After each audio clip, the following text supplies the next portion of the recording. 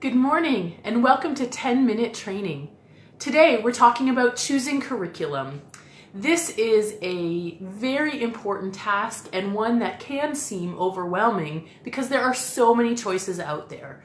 So what are some of the best ways to go about choosing curriculum? And perhaps you're in a place now when you want to look at, what you might be using for the fall. This is a great time to be looking at some different curriculum options. So we just have a few minutes, so I want to go through a few tips and pointers as you're looking at wading through all those different curriculum options that you will find. First of all, it's important to think through some key questions before you start looking at curriculums. So you'll want to figure out some things like, for example, what kind of format do you want? There are curriculums that are written in a large group, small group format, meaning that all the kids are together for a portion and then they move into smaller groups, sometimes done by age, sometimes there's mixed age groups, and have discussion and that kind of thing in small groups. There's your traditional model of graded classrooms, which really follows the school grades. There are curriculums that are made for small churches that have multi-ages, kind of like the one-room schoolhouse kind of idea, where you'll have a whole age range that's together, and these are great for smaller churches. There are curriculums that are done in a way that is using story and media and different things like that. And there's ones that are using more discussion. So it's going to be important to know what kind of format you're looking at. Some other good questions to think about, because there is no curriculum that is going to fit your context perfectly, is how much adaptability is important to you. So how much work do you want to do into kind of tweaking a curriculum that's going to fit your context? So that's something to look at. Some are much more easily adaptable, that give a much looser framework and even give options for ways you can adapt it, whether that's for ages or different options of activities and that kind of thing. So you're going to want to look at that. How much involvement by the teachers who are teaching these lessons do you want in preparation for the lesson? So there's some curriculums that are going to be requiring a little bit more work in terms of preparation of supplies or preparation of what's going to be happening in the activities. And there are others that might be a little bit more easy to do in a shorter amount of time. So that's going to be an important thing. Of course, an extremely important question to be thinking about is, what is the theological approach that you want to curriculum? And what I mean by that is, what is the approach to scripture or the emphasis in teaching that's important to your context? So you'll want to look at curriculums. Some curriculums are written just from a general kind of perspective, and some reflect a theological perspective of different denominations. So if that's important to you, you're going to want to read closely in terms of what is the approach to scripture and to the lessons. You'll want to look at things like, is it important that your curriculum moves through the entire Bible from Old Testament to New Testament? Or do you want to look at a topical approach to scripture? So the lessons are grouped in topics that then look at different Bible stories that fit within those topics or themes. That's going to be another important question to look at. Another important consideration are, we have many resources, many curriculums now that are offered online. That's going to be something that you need to consider. Is an online curriculum suitable for your context and for the people who will be teaching the children? Or do you need a more traditional printed manual type of curriculum? Many do offer both options, but that's going to be something to think about as well. Some other things as you're considering curriculum, you do want to look at the scope and sequence. And what that is that's basically the teaching plan, the overall teaching plan. Many curriculums follow maybe a 2 or a 3-year scope and sequence, which means that they have designed the lessons to be taught in a 2-year period or a 3-year period, and then they kind of repeat the themes or the lessons. And so you want to look at that as well. And I want to pause here at this to let you know that if you are looking at curriculums, if you do make a change to a curriculum, hopefully you spend the time ahead of time before deciding on that curriculum, which one you want to have. But if you get into it, follow it through. at the very minimum, follow it through for the year, but I would suggest that you really should follow through with that same curriculum for the length of the scope and sequence. So if that's a 2-year one, do that curriculum for 2 years, unless it's really a bad fit for your context.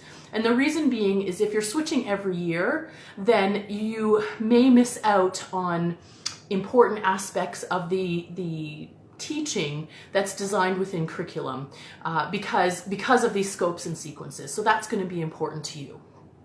Now, I want to encourage you to really consider investing in good curriculum. It can be expensive, and it can be something, especially in today's culture of online resources and free resources. There's tons of free stuff online.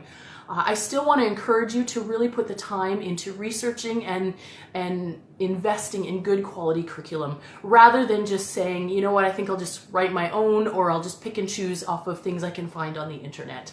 And the reason that I say that is, unless you are trained in developmental and educational theory with kids, chances are you're probably going to miss out on some key things. Curriculums have been designed with a team of people who are trained and who know what they're doing and have really thoughtfully put together the plan.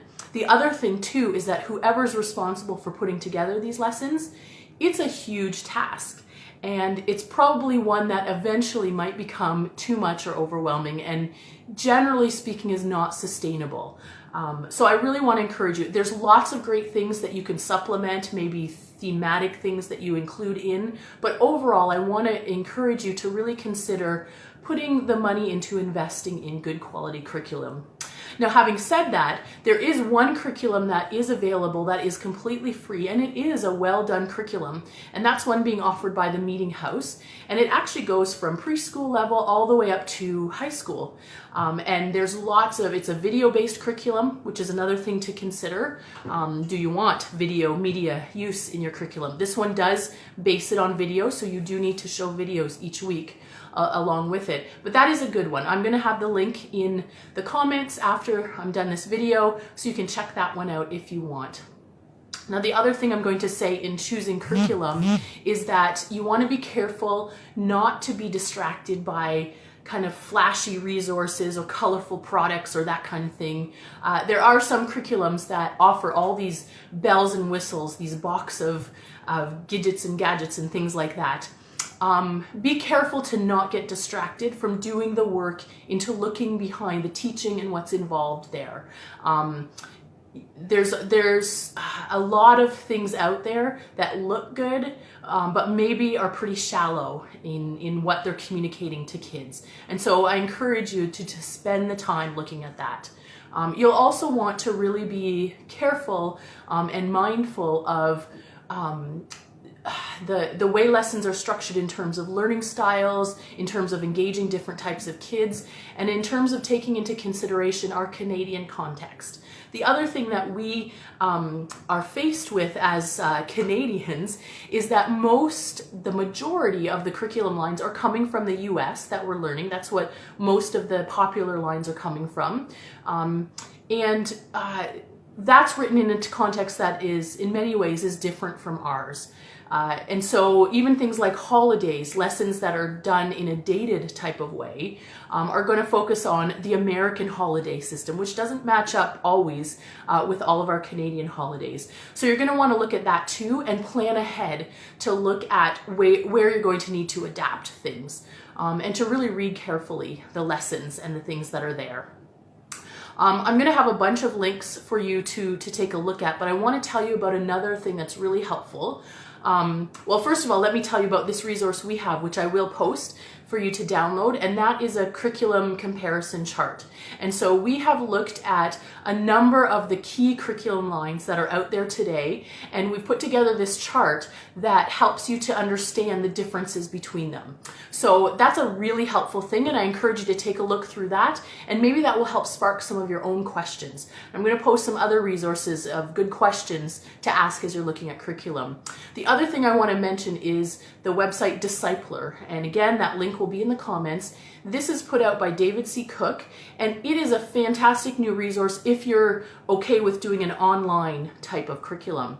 What it is it's a subscription-based website, and you look at your subscriptions based on numbers, and then you have access to a number of different curriculums. I think more than 10 different yearly curriculums, as well as a number of other options around topical studies, and then some VBS options as well. And that's a great resource to look at and to consider. The great thing too is that if you go to their website, they have a little quiz that asks you some questions and then makes some recommendations based on the way that you've answered questions. Again, it's from their own materials that they're producing and selling, but that could be a helpful resource for you. So we are out of time now. I want to encourage you to look at the resources, and then I would love to talk with you and help you as you discern what might be the best fit for your context. There's lots of great curriculums, but they're not all the best fit for every context. So I look forward to hearing from you, and I will be praying for you as you embark on choosing the best curriculum for your ministry. Thank you for joining us, and I look forward to seeing you back in 2 weeks for our next 10-minute training.